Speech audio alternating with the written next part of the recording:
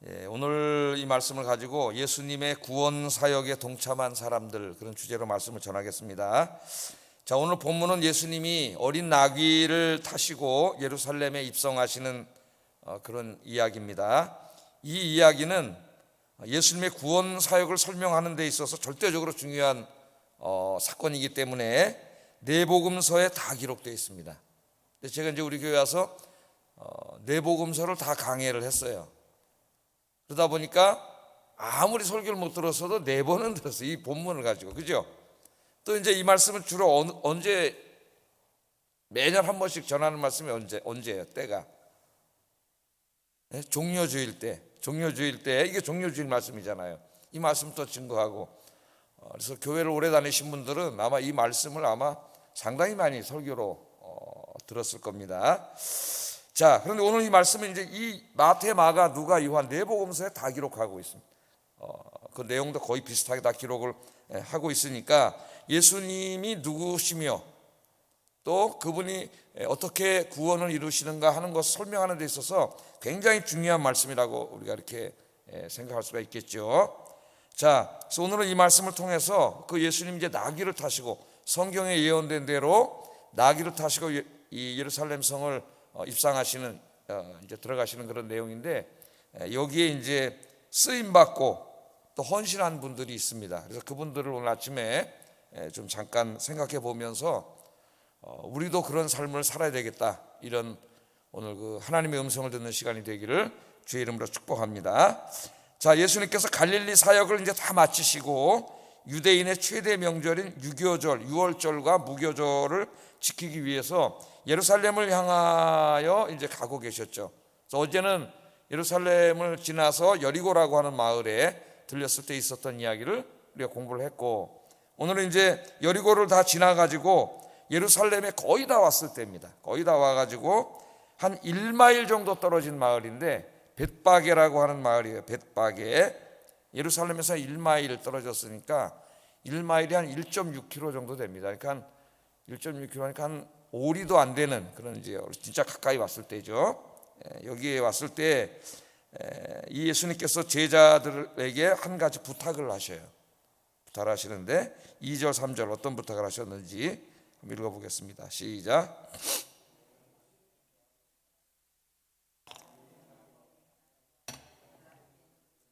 풀어 내게로 끌고 오라. 만일 누가 무슨 말을 하거든 주가 쓰시겠다 하라. 그리하면 즉시 보내리라 하시니, 그렇게 말씀을 하십니다. 자, 벳바게까지 예수님 오실 때에 이 먼 길을 걸어서 오셨습니다. 예수님은 전도 여행을 하실 때 항상 걸어 다니셨죠. 거의 걸어서 그 갈릴리 지역도 다 돌아다니시면서 전도를 하셨고, 이제 저쪽으로 건너갈 때만 배 타고 이제 건너가시고 그렇게 사역을 하셨어요. 그런데 이 갈릴리에서 예루살렘 거의 다 올 때까지 걸어오시던 예수님이 불과 1마일밖에 안 남았는데 여기서 갑자기 나귀를 타고 가시겠다고 제자들에게 이야기를 하는 거죠. 내가 여기서 또 이제 나귀를 타고 가야 되겠다, 그렇게 말씀을 하셔요. 그럼 왜 예수님께서 이제까지 걸어오시다가 예루살렘에서 다 왔는데 여기에 와서 이제 나귀를 타시겠다고 말씀을 하시는가? 그 내용을 예수님이 설명을 하셔요. 이제 이 마태가 설명을 해요. 4절 5절 한번 읽어보겠습니다. 시작. 이루려 하심이라. 일러스되 시온 딸에게 이르기를 내 왕이 내게 임하나니 그는 겸손하여 나귀 곧 멍에 매는 짐승의 새끼를 탔도다 하라 하였느니라. 아멘. 그러니까 이 선지자를 통하여 하신 말씀을 이루기 위함이라 그러죠. 근데 이 선지자가 누구예요? 스가랴 선지자죠. 이 말씀은 스가랴서 9장 9절을 인용한 말씀이에요. 스가랴 9장 9절. 그럼 스가랴 9장에 보면은 마지막 때에 하나님의 아들 메시아가 오실 텐데, 그 메시아라고 하는 걸 잘 모르잖아요. 사람들이 어떻게 알아요? 그 증거 중에 하나가 뭐냐 하면은 예루살렘 성을 입성하실 때에 어린 나귀를 타고 들어가실 거다, 그게 표시라는 거예요. 표시. 이사야 선지자는 어떤 표시를 얘기해 주셨어요? 막 벙어리가 입을 열어서 말을 하고 소경이 눈을 떠서 보고, 그죠? 앉은뱅이가 일어나서 걷고, 막 이런 일을 행하는 분이 메시아다, 그런 식으로 이사야가 설명을 했다면은 이 스가랴 선지자는 예루살렘 성을 입성할 때에 어린 나귀를 타고 입성하시는 그분이 메시아다 이렇게 예언을 했단 말이죠. 어린 나귀는 타지 않지 않습니까? 참 어떻게 보면은 어른이 어린 나귀를 탔다는 건 우스꽝스러운 일인데 누가 봐도 눈에 탁 띄겠죠. 근데 그렇게 들어가는 분이 메시아라고 스가랴서의 9장 9절에 예언을 하고 있어요. 그러니까 예수님이 지금 이제 예루살렘을 막 입성하시기 직전이죠. 걸어가셔야 되는데 이 어린 나귀를 타려고 하시는 이유는 그렇게 하심으로 예수님 자신이 스가랴 9장 9절에 예언된 마지막 시대에 오실 하나님의 아들 메시아임을 그날 그 유월절 때문에 굉장히 많은 사람이 오거든요. 거기서 어떻게 하려고요? 보여주시려고 예수님이 이제 이 나귀를 타려고 하신 거예요. 자, 그 제자 2명한테 가서 나귀를 가져오라. 그럼 남의 집에 가서 갑자기 나귀 풀러오면 주인이 가만히 있을 리가 없죠. 그래서 주인이 뭐라 그러면 주께서 쓰시겠다 하라 그렇게 말하라 그랬어요. 그럼 줄 거라는 거예요. 자, 여기 나귀 주인을 우리가 한번 좀 생각해 보겠습니다. 나귀 주인 한번 생각해 보세요. 자, 본문에는 예수님께서 타실 나귀를 제공했던 사람의 이름이 기록되어 있지 않습니다. 그러나 이 무명의 사람은 예수님의 구원 사역에 매우 중요한 헌신을 하죠. 오늘 본문에 보면은 이 사람에게는 나귀 2마리가 있었다래요. 어미 나귀, 큰 나귀하고 어린 나귀, 새끼 나귀 2마리가 있었습니다. 이 나귀 2마리는 어쩌면 이 사람의 전 재산이었을 확률이 높아요. 나귀 2마리가 전 재산인데, 자, 그런데 이 나귀가 얼마나 귀하겠어요. 그런데 제자들이 이 집을 찾아가가지고 말이죠, 어린 나귀 묶여 있을 거 아니에요. 그걸 풀어놓은 거예요. 이렇게 가져가려고. 그걸 풀어놓은 거예요. 그러니까 가만히 있을 리가 없죠. 주인이 처음 보는 놈들이 와가지고 자기 나귀를 풀러가려고 그러니까 누가 가만히 있겠어요? 오늘 마태복음에는 나오지 않지만 누가복음 19장 33절에 보면은 그 주인이 제자들한테 이렇게 말합니다. 19장 33절 보면 그 임자들이 가라오되 어찌하여 나귀 새끼를 푸느냐? 당연히 그렇게 얘기하겠지. 어찌하여 남의 나귀를 말도 안 하고 풀어가느냐?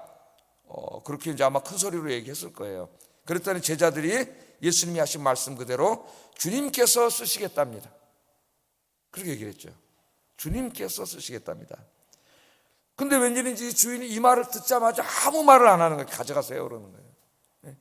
주님께서 처음 보는 사람이 와가지고 자기 자식 같은 나귀를 가져가려고 그러는데 주님께서 쓰시겠다고 하는 이 한마디에 아무 말도 하지 않고 주님께서 쓰시겠답니까? 그럼 드려야죠. 그리고 나귀를 준 거죠. 자기 자식 같은 나귀를. 오늘 본문이 이제 그것을 우리에게 말씀해 주고 있습니다. 자, 그래서 예수님께서 이 나귀를 타실 수가 있었고 그 나귀를 타고 예루살렘 성을 들어가므로 구약 성경을 잘 알고 있던 이스라엘의 많은 사람들이 그날 유월절 때문에 예루살렘 성을 들어가다가 어린 나귀를 타고 들어가시는 예수님을 보고 뭐가 생각났을까요? 스가랴 9장 9절이 생각이 탁 났겠지. 저분이 바로 스가랴 9장 9절에 예언하신 이 마지막 시대 구원자로 오실 하나님의 아들 메시아구나. 그걸 깨닫게 된 거죠. 그럼 여러분 한번 생각해 보세요. 오늘 이 사람이 바친 것은 나귀 한 마리입니다. 새끼 나귀 한 마리인데 만일 그냥 이 사람이 이걸 가지고 있었다면은 나귀 한 마리 가치밖에는 없었을 거예요. 그죠?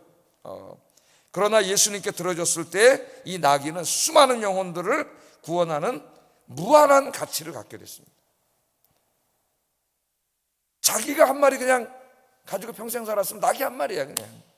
그러나 그걸 주님께 드렸기 때문에 이 나귀를 통해서 엄청나게 많은 사람들이 구원을 받았을 뿐만 아니라 그 이후에 성경이 마태복음 이렇게 기록되고 마가복음, 누가복음, 요한복음이 기록되고 이 성경을 읽는 사람들 또 목사님들을 통하여 설교를 아마 교회 오래 다니는 사람 10번 이상 들을 거예요. 최소한도 이 설교를, 같은 설교를 들으면서 여기서 바로 예수님이 하나님 아들 구원자임을 만나게 되고 스가랴 9장에 예언된 분임을 만나게 되고 하나님의 구원 사역은 어느 날 갑자기 이루어진 게 아니라 하나님의 철저한 계획 속에서 구약시대부터 예언을 통해서 이루어진 것이라는 것들을 우리가 다 알게 되고 큰 은혜를 받게 되잖아요. 하나님이신 그분이 우리를 구원하기 위해 인간의 몸을 입고 이 땅에 오셨다고 하는 거 큰 은혜를 받게 되지 않습니까? 오늘 이 낙의 주인이 어쩌면 이 시대에 우리 자신일지 몰라요.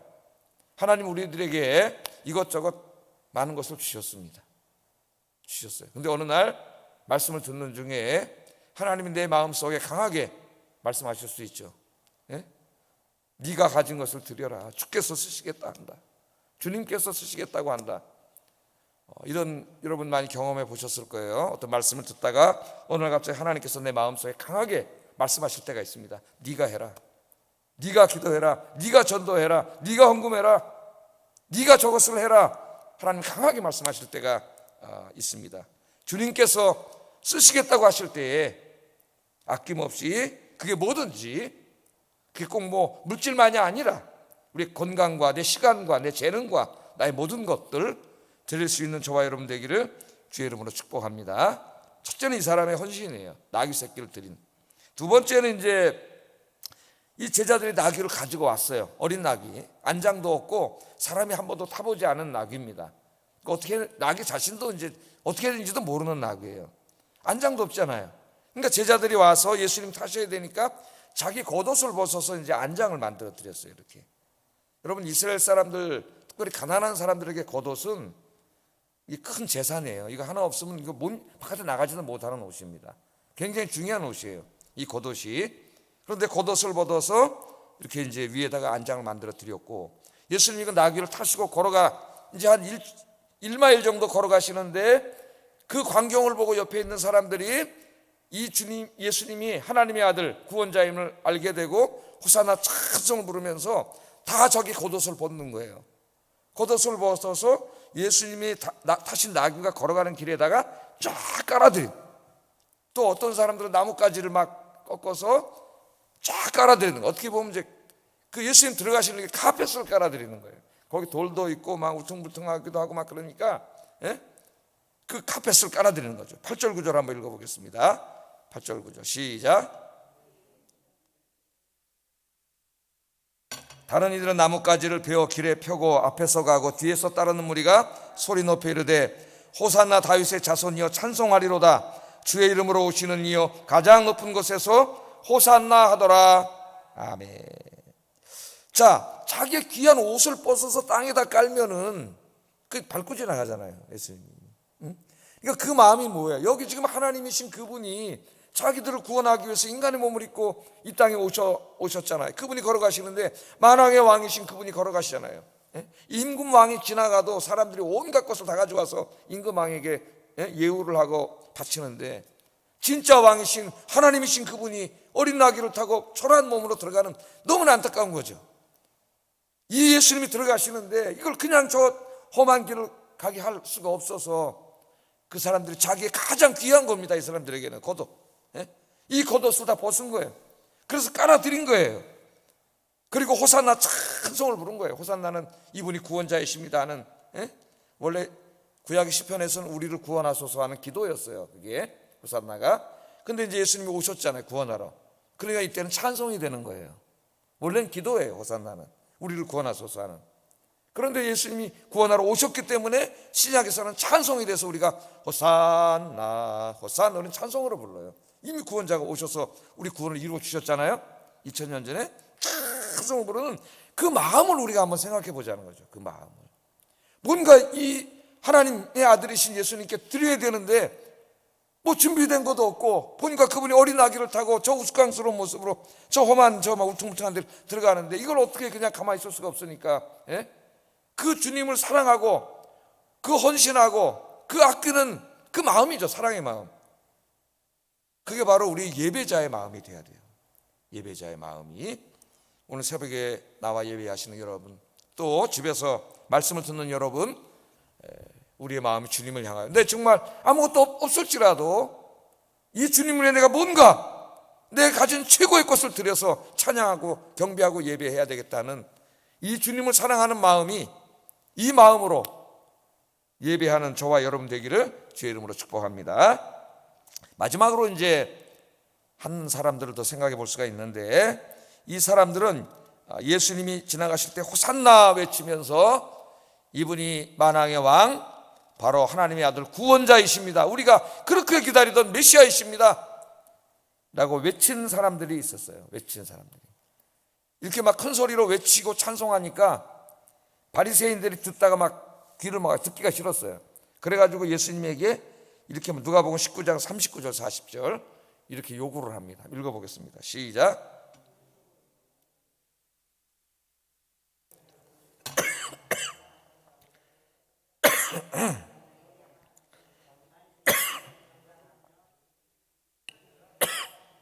아멘. 아이 또 물 한 잔을 마셨더니 이게 또 공기구멍으로 들어갔네. 공기구멍으로. 자, 바리새인들이 예수님에게 말하되 선생님, 당신의 제자들을 책망하소서. 왜 책망하라 그래요? 예? 저렇게 당신을 하나님의 아들 메시아로 찬양하지 못하도록 믿지 않으니까 자기들은 당장 저 입을 좀 막아주세요. 예? 그렇게 얘기하는 거죠. 그랬더니 예수님 뭐라 그러셨어요? 이 사람들이 잠잠하면 돌들이 소리 지르리라. 우리 주님이 우리에게 주신 귀한 말씀입니다. 이 사람들이 잠잠하면 돌들이 소리 지르리라. 우리는 이미 그 예수님을 만난 사람이잖아요. 예수 믿고 구원받은 사람입니다. 이 세상의 구원의 길은 예수님밖에 없다는 것을 우리 너무나 잘 알고 있어요. 예수 믿지 않는 사람들, 그 사람들은 죄사함 받지 못하고 죄 짓고 살다가 지옥불에 떨어진다는 거 너무나 잘 알고 있습니다. 우리는 그 예수님 만나 구원받은 사람이에요. 그 사람들이 우리 가족일 수도 있고 내 친한 친구일 수도 있고 동네 사람일 수도 있고 내 친척일 수도 있고 동생, 형, 오빠, 누나, 언니일 수도 있고 내가 매우 사랑하는 사람들 중에 예수 믿지 않는 사람들이 너무나 많은데 그 사람들을 향하여 우리가 외쳐야죠. 우리가 외치지 않으면 우리가 바로 예수님이 구원자라고 가서 전도하고 복음 전하지 않으면 돌들이 외치리라.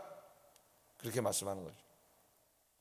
이제 군 생활할 때 아주 오래전 얘기입니다만은 벌써 군 생활한 지가 이제 21살에 군대 갔으니까 37년 전이네요. 아유, 저도 이제 나이가 많이 먹었어요. 그 정도 됐는데 보초를 설 때면 이제 2명이 보초를 서잖아요. 2명이 보초를 서면 제가 항상 개인 전도를 했습니다. 이제 딱 이제 총을 이렇게 딱 사주 경기를 이렇게 하고 이렇게 딱 들고 제가 이제 상병 짝대기 3개일 때 그 생각이 나. 이 친구는 저보다 6개월 쫄병이었어. 짝대기 2개. 그래서 이제 이름이 소홍 씨는 기억이 나는데 이름 잘 생각이 안 나. 전도를 쭉 했더니 나이는 저보다 한 살 많았는데 이제 저보다 쫄병이죠. 늦게 왔으니까. 군대는 계급이 깡패인데 나이 많아봐야 소용이 없어요. 전도를 했더니 이 친구가 이런 거야. 근데 차상병님, 제가 지금 차상병님 얘기를 쭉 들어보니까 그 예수님 굉장히 중요한 얘기고 이게 지금 예수 믿지 않으면 구원받지 못하고 지옥 가는 얘기인데 너무나 중요한 얘기인데 어쩌면 인생에 제일 중요한 얘기는 자기 여자친구가 있는데 교회 다니는 친구래요. 교회 다니는 친구인데 안 다니는 남자친구 사귀고 있었나 봐요. 근데 얘가 나랑 사귀면서 지금 차상병님 얘기를 들으면 이거는 정말 제 생명에 너무나 중요한 얘기인데 단 한 번도 예수님에 대해서 얘기한 적이 없다는 거예요. 단 한, 그거 참 너무 이상하다는 거예요.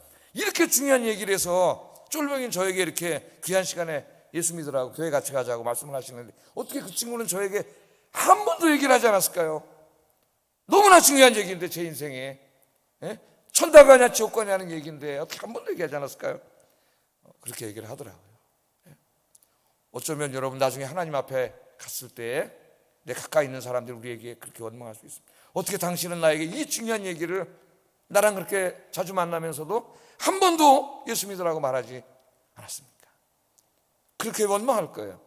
우리 좀 오래전 이야기입니다만 그 사랑의 교회 전선의 권사님 모셔가지고 전도 간증할 때에도 그런 말씀을 하셨죠. 자기가 2대를 다녔는데 그 당시 2대에 다니는 사람 중에 80%가 기독교인이었다 그러잖아요. 자기는 이제 그때 교회를 안 다녔는데 나중에 예수 믿고 권사가 사랑의 교회 권사님이 되시고 전도왕이 되셨지 않습니까? 그러나 자기가 2대 4년 동안 다닐 때 대부분이 기독교인이었는데 그 누구도 한 번도 자기에게 교회 가자는 얘기를 한 적이 없대잖아요. 어떻게 보면은 그게 우리 기독교인들의 부끄러운 자화상입니다. 자화상. 오늘 예수님 말씀하시잖아요. 너희들이 잠잠하면 돌들이 소리 지르리라. 지금 코로나 때문에 우리가 이제는 그 대면에서 말할 수 있는 기회를 잃어버렸습니다. 우리가 기도하고 있어요. 지금 또 새로운 델타인지 뭔지 퍼져가지고 지금 전 세계가 새로운 위기에 처해 있습니다. 지금 우리가 더 간절히 기도하고 있는데 언젠가는 하나님이 입을 열어 주실 때 정말 주님, 내가 이제는 잠잠하지 않겠습니다. 예? 네가 외치지 않으면 돌들이 외치게 하리라 주님 말씀하셨는데 얼마나 안타까운 마음이에요. 이 마음이. 내 주변에 있는 사람들, 내 사랑하는 사람들 다 전도하고 복음 전하는 저와 여러분 되시기를 주의 이름으로 축복합니다. 기도하겠습니다. 자, 오늘 이 예수님의 구원 사역에 헌신하거나 또 동참했던 세 부류의 사람들에 대해서 말씀을 전했어요. 우리 같이 기도하겠습니다. 첫째, 주님께서 쓰시겠답니다. 그 한마디에 자기 자식 같은 나귀를 드린 주인처럼 나의 모든 것을 주님이 쓰시겠다고 하실 때 아낌없이 드릴 수 있게 해주세요. 기도 제목이에요. 두 번째, 나의 최상의 것, 최고의 것을 다 드려 주님을 찬양하고 예배하게 하소서. 그 겉옷을 벗어서 땅에다 깔은 사람들의 그 마음으로 예배하게 하소서. 세 번째, 예수님이 하나님의 아들 구원자임을 온 세상에 큰 소리로 평생 동안 외치고 전도하며 살게 하소서. 기도하겠습니다.